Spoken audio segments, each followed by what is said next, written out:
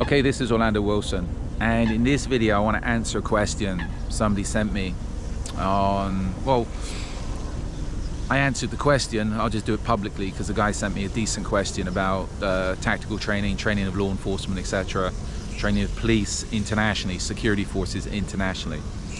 And he came up with some good points. The guy's professional enough, so I appreciate him asking me for my opinion.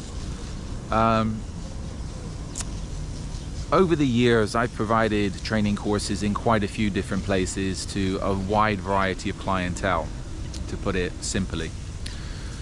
And one of the main things I think people don't understand, or people lack with training courses when they're providing them to people from different countries and different cultures, is they don't adapt their training programs to the culture of the people that they're dealing with. And I've done something recently bashing government training teams, and this is especially applicable for that type of thing. You cannot expect to take a training program that's meant to be geared towards Americans, American law enforcement, American military, and then push it off exactly as it was written and exactly as it's meant to be in the United States off onto, let's say, people from Africa. Why? And I'm not bashing the Africans, it's just a completely different culture and a completely different mindset. I'm not being racist, I'm being honest, and anybody with any experience will understand this. I bumped into some Brits a while back that had done some stuff in Africa, and they were saying, they were laughing, and again, to me, this sums up their ignorance. They were laughing because the guys they were training in West Africa, they couldn't do press-ups. They'd never done press-ups. And to me, it's like, my response was, why do people from that area of Africa, why would they want to do press-ups? They're not interested in playing sport. If you ask them to go and plow a field or do something practical, which meant they could eat and earn money, they could most probably do it. They don't have the time to do press-ups. They don't have that luxury. So this is where you have to understand the cultures that you're delivering the training courses to, and the courses have to be adapted to those cultures and those environments. To do a carte blanche American, European training program for even in the Middle East, even in, again, Middle East, Africa, etc. I've never dealt in Asia, Latin America as well. You cannot push off the exact templates and expect to have the same results you would in Europe and US if you're dealing in other places. You have to understand the cultures. And one thing I always done is, again, before we start running things, is sit down and look at the people we're dealing with, assess the people we're dealing with, and say, okay, what do they like, what they don't like? To some extent, I like to give people what they don't like, because we want to take people out of their comfort zones. People learn more when they're taken out of their comfort zones. They remember more. And again, in a lot of places these days, still Latin America, Africa, Middle East, the training courses, if they're too woke, the people won't appreciate them. They want hard training. They want hard physical training.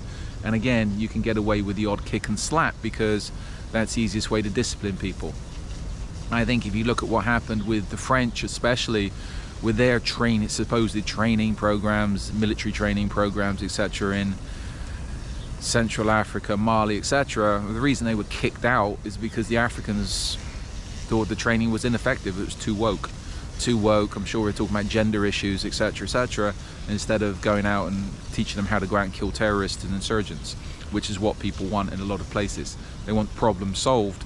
And again, once you're putting together a training program from the commercial world, you have to see what the clients want and work out how you can help them solve their problems and provide them with what they want, because if you don't, you might not get paid. This is why you always take money in advance. You might not get paid, and you definitely won't be asked back. So that's something. So to summarize on that, with training courses internationally, they need to be adapted to the people you're dealing with. They need to be adapted to the culture you're dealing with. You need to understand the culture you're dealing with.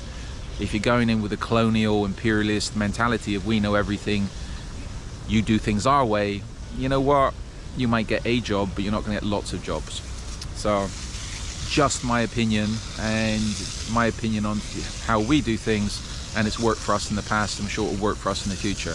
You have to understand people, you have to respect people, respect their cultures, respect them.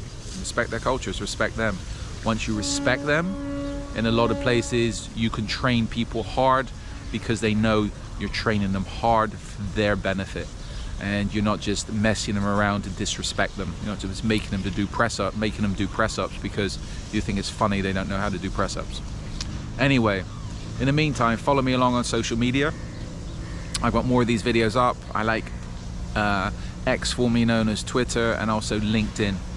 So follow me along on social media. More of these videos up. I've got an array of books up on Amazon that talks about various aspects of the security, close protection business, etc. I'm working on, there's a couple more books being worked on, one specifically to do with counterinsurgency for law enforcement, which should be up in the next few months when I get time. So in the meantime, if you have any relevant questions, and if you want to chat about serious topics, feel free to reach out to me. I'm happy to talk about serious topics and answer serious questions. In the meantime, as always, be good, stay safe, and stay out of trouble.